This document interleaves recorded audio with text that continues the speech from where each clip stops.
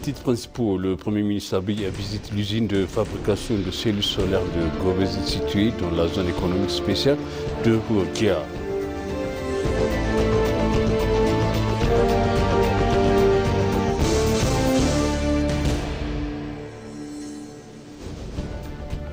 L'histoire glorieuse de vétérans coréens restera gravée dans la mémoire du monde, a déclaré le président Taye Asselassie.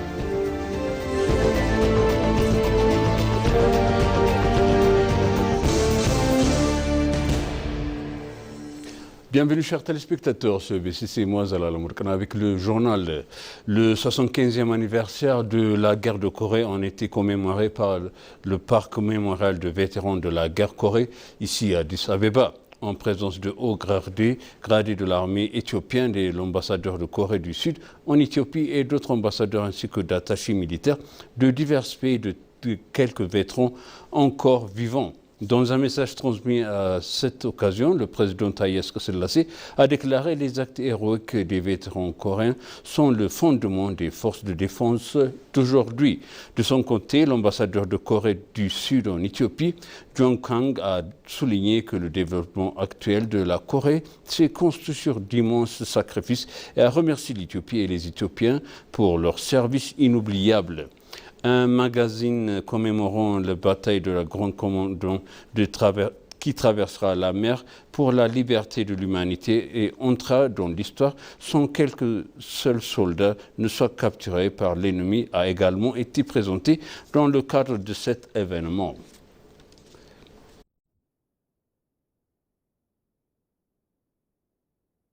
Le Premier ministre Abiy Ahmed s'est rendu samedi à l'usine de fabrication de cellules solaires de Gobez située dans la zone économique spéciale de Houardia, ici à Addis Abeba. Selon le Premier ministre, l'usine a été créée à la suite d'un accord signé lors du Forum Invest in Ethiopia 2025 avec un investissement initial de 100 millions de dollars américains pour sa première phase.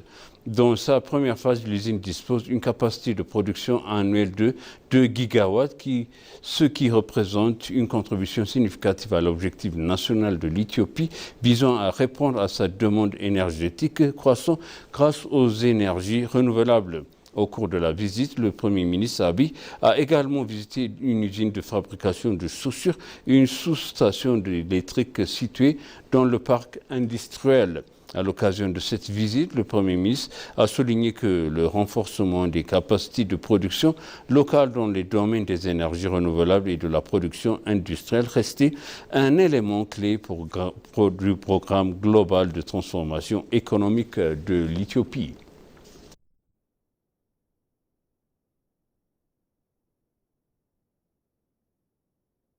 Le Premier ministre Abiy Ahmed a déclaré que la zone économique spéciale ZES de Houardia contribuerait de manière significative aux investissements directs étrangers et à la croissance économique de l'Éthiopie.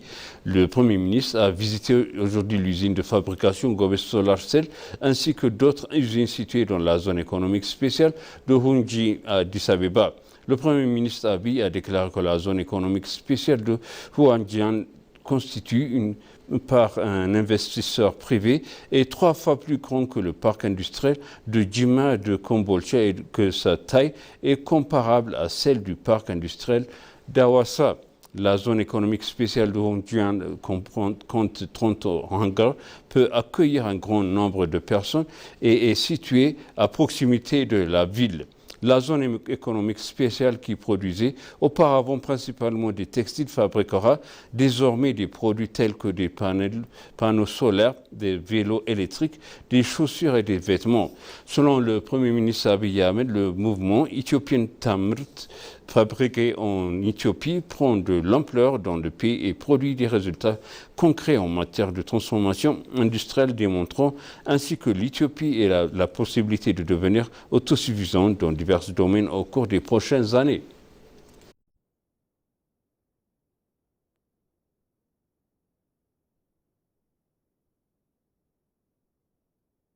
L'ambassadrice de Roumanie en Éthiopie, Julian Pataki, a déclaré que l'ampleur de la transformation réalisée à Addis Abeba est inconcevable. L'ambassadrice a déclaré qu'Addis Abeba est devenue une ville moderne dotée de larges routes, de trottoirs attrayants et des parcs grâce aux travaux d'aménagement des corridors. L'ambassadeur du Mexique en Éthiopie, Alejandro Yves Estivil Castro, a déclaré que le développement du corridor avait non seulement mis en valeur la beauté de la ville, mais avait également créé un environnement plus confortable et plus accessible pour les habitants. Pour les ressortissants étrangers de se déplacer, conduire et profiter de la ville est devenu beaucoup plus facile et attrayant, a-t-il ajouté. L'ambassadrice de Finlande en Éthiopie, Sinikka Attila, a déclaré que les corridors, les parcs et les aménagements riverains sont impressionnants. L'ambassadeur de Bangladesh en Éthiopie, le vice-maréchal de l'air Siwat Naem, a déclaré que la rapidité avec laquelle ces transformations s'opèrent est impressionnante.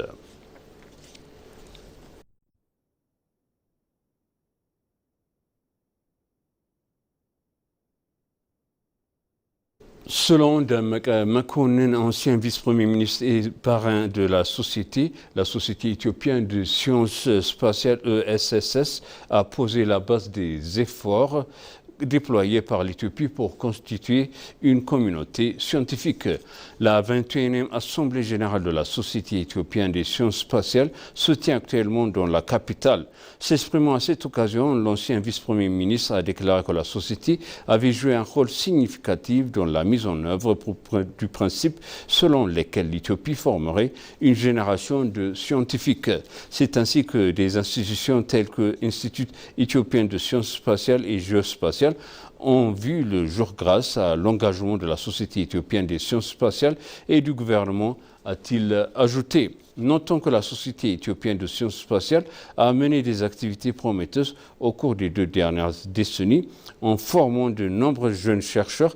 Il a déclaré qu'il fallait faire davantage pour garantir la compétitivité de la société. Yeshurun Alamayo, directeur général adjoint de la Société éthiopienne des sciences spatiales, a déclaré que cette société constituait un atout majeur pour le développement de la science spatiale de l'Éthiopie.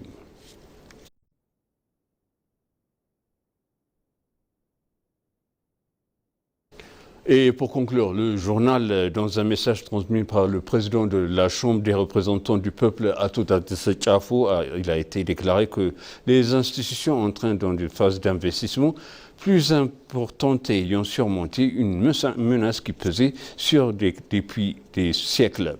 Selon le président, bien que l'institution ait assuré la sécurité sociale et la fonctionnaire pendant cette décennie, son incapacité à gérer correctement le fonds de pension et à la convertir en investissement constituait une préoccupation de longue date. Cependant, grâce à l'attention particulière portée au secteur par le gouvernement de transition et aux réformes entreprises, de nouvelles proclamations et réglementations administratives ont été approuvées. Il a ajouté que cela a transformé la menace en une opportunité et a permis à l'institution non seulement de préserver le fonds, mais aussi de s'engager dans divers domaines d'investissement et devenir un acteur majeur dans l'économie nationale. Il a été noté que les travaux de développement entrepris pour diversifier les autres positions d'investissement et les moderniser les services grâce aux technologies numériques continueront d'être renforcés afin d'assurer la pérennité du fonds.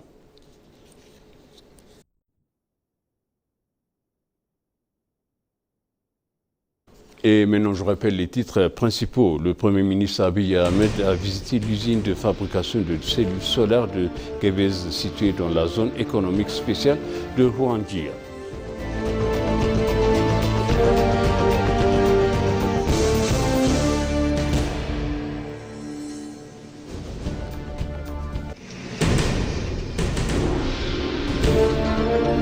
L'histoire couleureuse des vétérans coréens restera gravée dans la mémoire du monde, a déclaré le président Haïle Selassie.